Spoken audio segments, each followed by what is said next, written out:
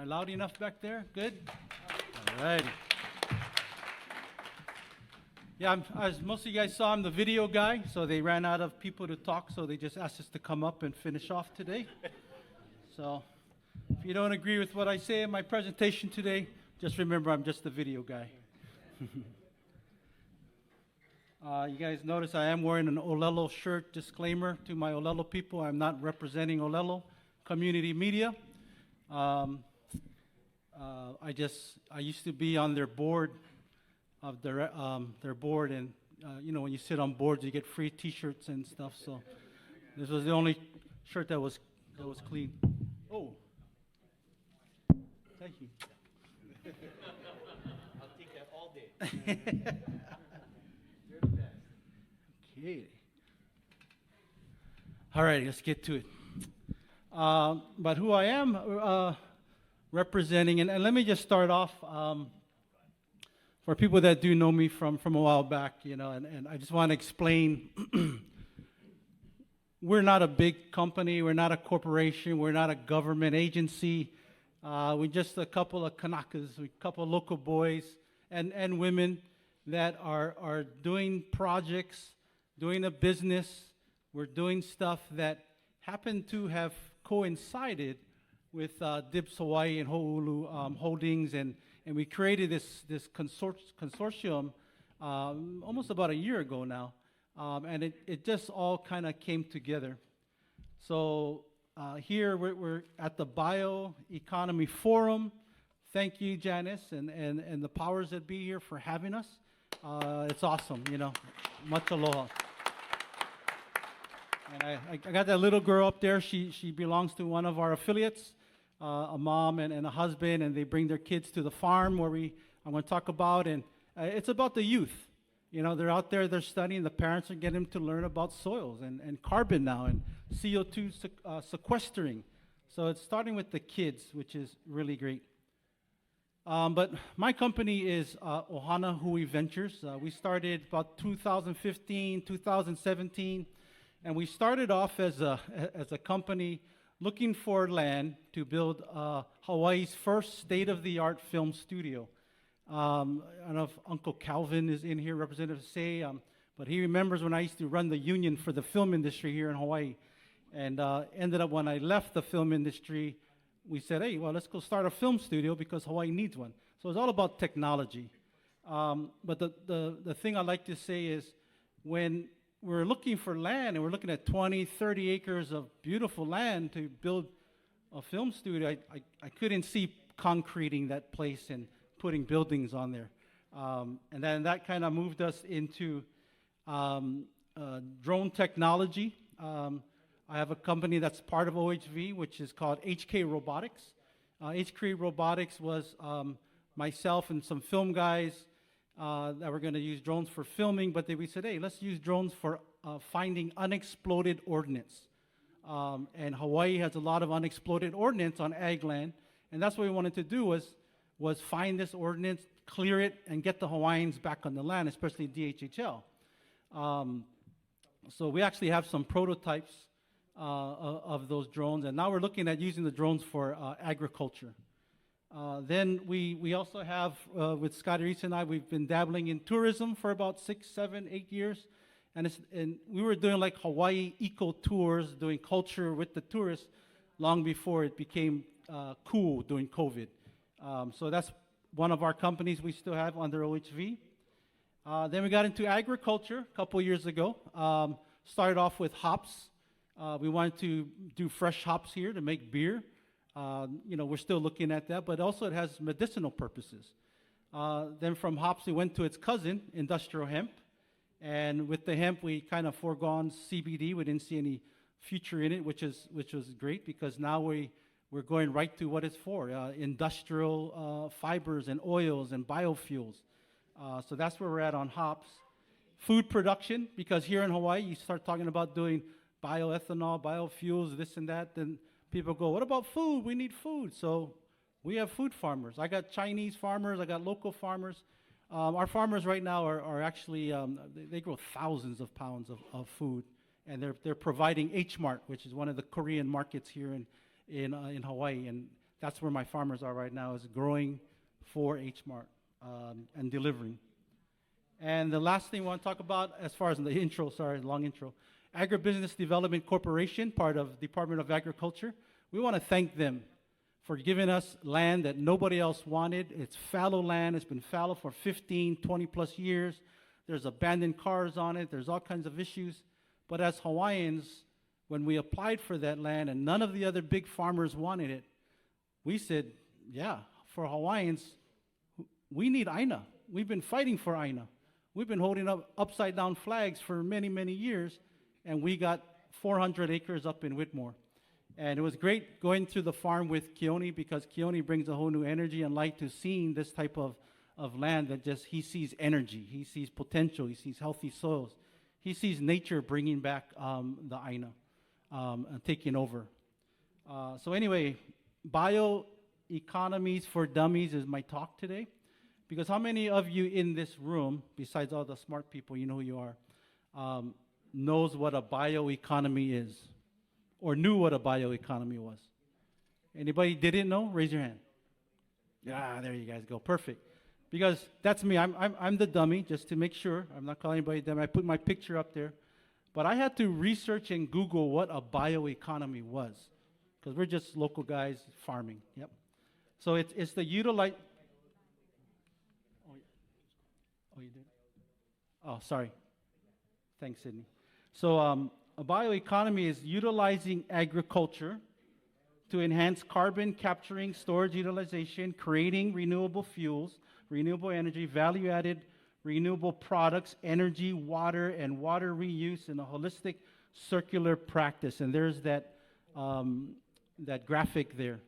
So it's pretty much everything you guys was hearing today.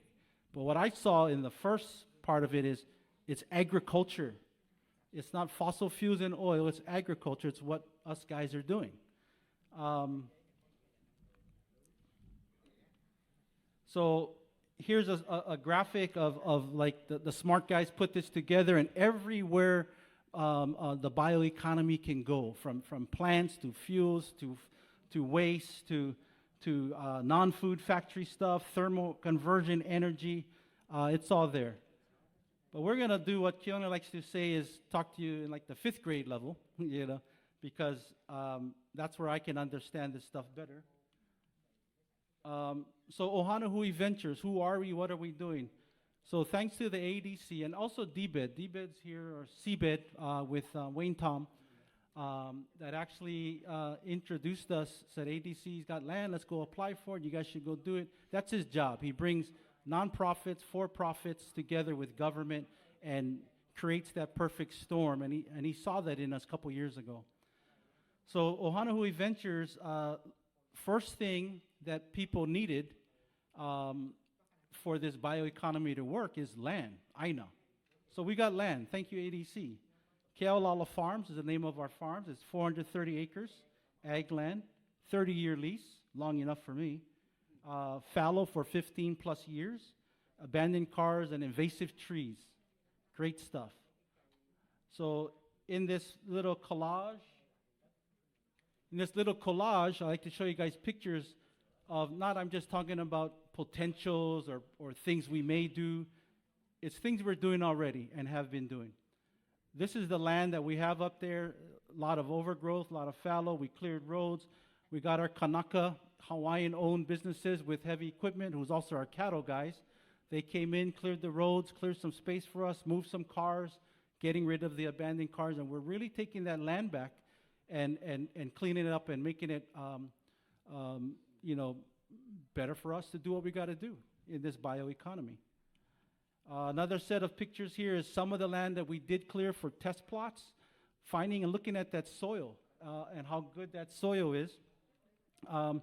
And from being overgrown to now it's looking like it's going to be a farm. And then the bottom right picture is cool because we're starting to find avocado trees and fruit trees that are inside all the bushes as we clear the grass. And we're like, wow, look at this. It's a whole big avocado trees with about 100 avocados on it. Wow, what a benefit. Of course, we're going to sell that. So the next thing that we looked at as far as the bio economies master plan that they've been working on, besides land was water.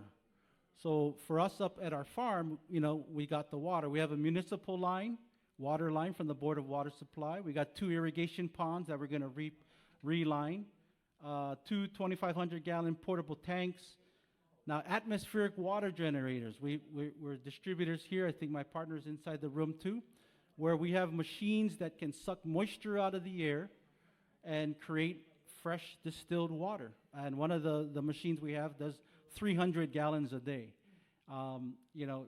It's better than nothing. But these are some of the technologies that we're using to get water on our land to grow our crops, because you need water for our crops. Rainfall and retaining moisture through healthy soils and biochar. The place where we're at, Keone pointed it out, which is really great, is we're up against the mountain where there's still forests.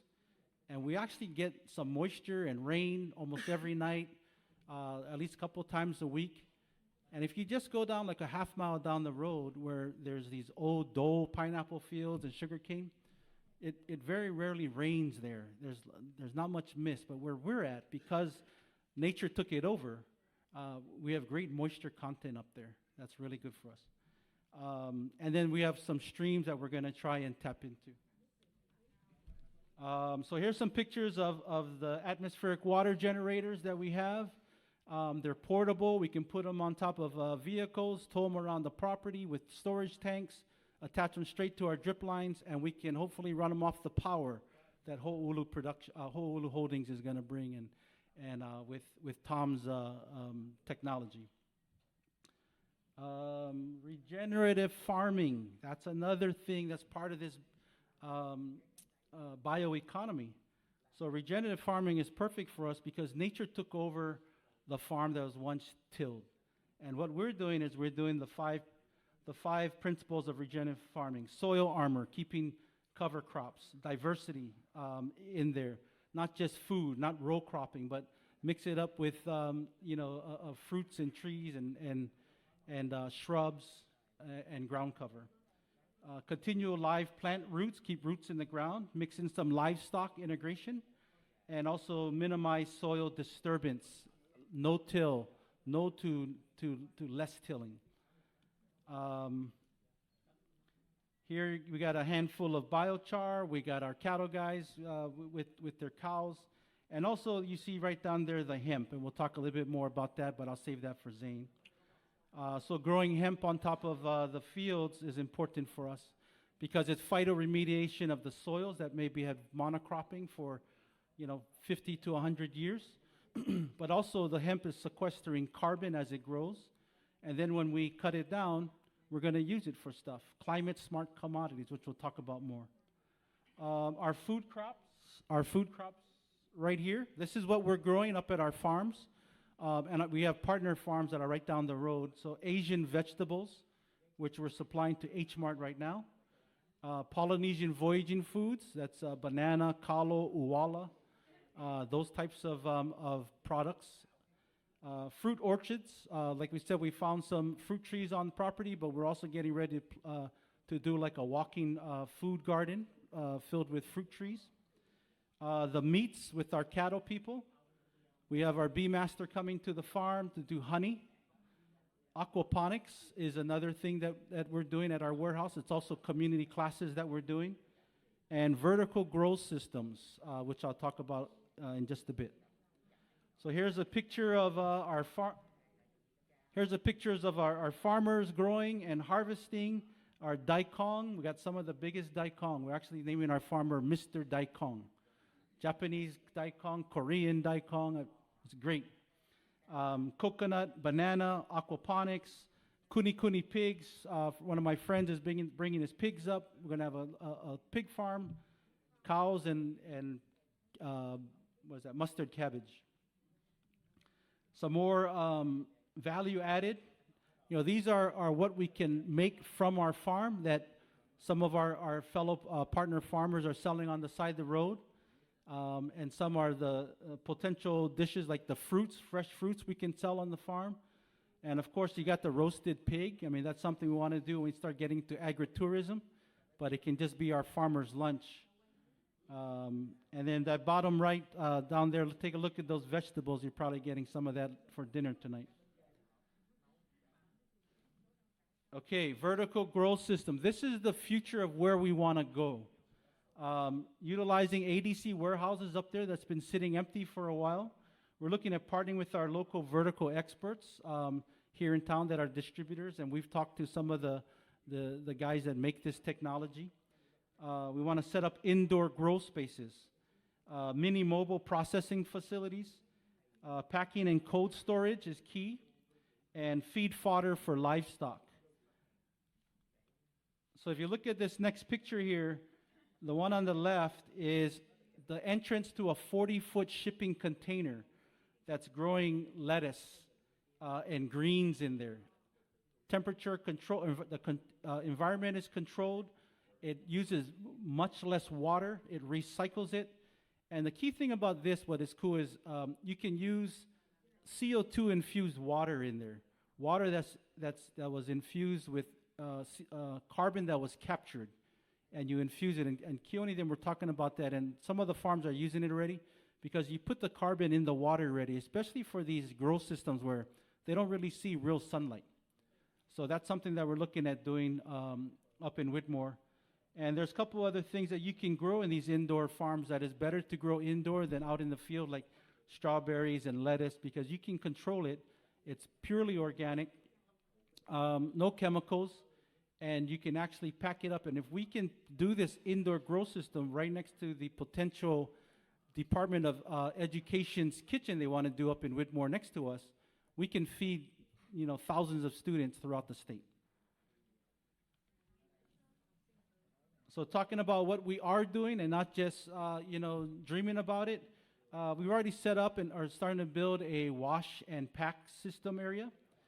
Cold storage over there, top right, is our cold storage that we have up there. We're already putting produce inside there. And also the bottom left is an example of an indoor processing facility that we've talked with the distributors, where you can put it into a shipping container and you can wash and pack and cut vegetables all on a mobile 40-foot and a 20-foot container, which is good because Keone had talked about being adaptable, mobile, and I'm a former military guy, former Marine, and I think I just remember that movie about improvise, adapt, and overcome, which matches up with Keone was saying. What we do as our consortium is we're really looking to be adaptable and agile. And that's what we're planning and have been planning is things that are mobile and adaptable. The other thing we're doing up with OHV is Korean natural farming. I know most of you guys understand Korean natural farming. So what we're doing is we're already got warehouse space to make the IMOs. We have 2 of them there. I mean, we're just getting ready to clear it out, wash it, and start producing our own Korean natural farming inputs and IMOs probably within the next month. We got some guys that are going to start that. And that can replace the chemicals that are being shipped in, and it also has been proven to reduce costs for our farmers. You're not buying all that expensive chemicals that get shipped in, so we're already starting import substitution by doing Korean natural farming right on our own property. Okay, biofeed for biofuels.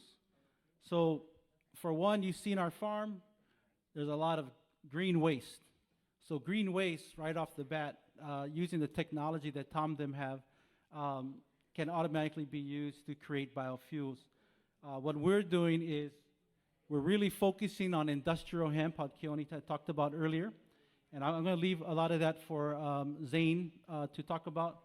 But we've done some test grows in our industrial hemp to see which strains work good, what the soil looks like. And actually in the bottom right there is like a picture of pure hemp seed oil that I cold pressed the other night from seeds. And, they say it's good for salad dressing, has a lot of omegas, very healthy for you. But they also say you can pour that into a diesel engine and it can run your tractor. I just haven't found anybody to volunteer their diesel vehicle yet. But soon, I have a jar of it. I'm going to pour it in somebody's vehicle soon to test it. I only saw it on YouTube, but I want to see it from my own eyes. But that's how we're taking hemp to biodiesel. I mean, I made it in well, not my house, but my friend had a cold press machine, and I took the opportunity to press some seeds. Okay, so biofeed partners and distribution. You guys already heard from Tom. We met Floyd. You got Ho'olu Holdings. You got Keone, and there's a whole consortium of people that are our distribution. So what we do at Ohanahui Ventures, our main job right now, is to grow industrial hemp. Now we're not. I mean, it's a circular, holistic bioeconomy, so we're not stuck with hemp only. If there's other stuff that Keone then want us to grow, we're going to grow it. Because if there's something that we could put in these machines and make diesel and ethanol, that's what we do as farmers and agriculture that's looking beyond just growing groceries and selling it on the side of the road or trying to get an H-Mart. We need to be adaptable. And this is what we're looking at for biofeed and how we work with our partners in this consortium. Here's another graphic. I'm keeping it simple because I like pictures and pop-up books, you know. So biomass source, conversion process goes to bioenergy and bioproducts. Pretty simple. I think even my son can recognize what we're doing. Okay, bioproducts or climate smart commodities as the USDA calls it. So we're just looking at what we can do as bioproducts from hemp. There you have hemp wood. Some hemp fiber, I'll let Zane talk about that, hempcrete. And we got Haleiwa whiskey down there. You know, we'd like to work with those guys for making alcohol because there's always a good after party, you know, when you got the liquor guy there. And biochar. I just wanted to say that the USDA in January or February of this year had put out a grant that we went for. We actually applied through our nonprofit partner, Friends of Waimanalo, who Scotty will talk about that. They're giving $100 million to historically underserved farmers. That's me. That's us. To show the USDA who is sequestering carbon and who is turning that carbon into climate smart commodities, which is like dry ice, who is taking infused water and putting it on top of produce, who's making biochar, and who's teaching other local underserved farmers, small guys, how to do this. So that's us. I mean, I think USD wrote that for us. So we actually applied. Hopefully the USDA will choose us. But you know, I don't know the guy there who I can call. You know, do brother kind. You know, hey, you know, plain lunch, poor cash. You know, but it fit what we're doing. And you can look it up. Climate Smart Partnerships USDA grant. You read it. It's exactly what we're doing here with our partners and our consortium. Where are we at? Okay, almost done, guys. Workforce and growing people. You've heard about that. We've talked about it with Keone them. Scotty Reese is going to talk more about what we're doing specifically, but with one of the things in the bioeconomy master plan that the smart guys all talked about was, where's the labor force going to come from? Where's the workforce going to come from? Well, we got them. We're sitting right here in the room. We got guys, and Scotty will talk about guys that we got, guys that we can train, but us local guys need jobs. And a lot of the jobs, you know, are taken up or they're disappearing, like people don't want tourism. When people say they don't want tourism, all I can see is my friends losing their jobs. But, you know, this is where we're looking for more jobs, different industries for our local people, and especially our youth. Because my son still needs a full-time job, you know, and so I want to make sure that I hook him up, you know. But here's some of the people that we got that we've been training for the last several years, and Scotty Reese Moniz will talk about it more. Certifications and stuff that we're doing up at the ADC for forklift and stuff. Okay, agri-education. People call it agritourism. You put tourism, it's almost as bad in the last couple of years of people saying hemp. What, hemp? Oh, you smoke that stuff? You know, tourism. Oh, it's bad. We got to stop tourism, lessen it. So I'm calling it agri-education because it's not just for tourists, it's for locals and visitors. So our farm in the end is going to be an agritourism or agri-education spot, because we're already training locals from the area about farming, about carbon, about what we're doing. And eventually we're going to open up to the visitors that come to Hawaii from wherever in the world to show them exactly what we're doing so we can recreate this in different places. And community and culture, we'll have Scotty talk about that also, because we've been dealing with the community in our nonprofit work. And also, without culture, you do not have agriculture. So it's very important for us people, indigenous peoples, to be involved in this, to make sure that not only are we farming and doing CO2 sequestering, but you got to add the culture in there along with it.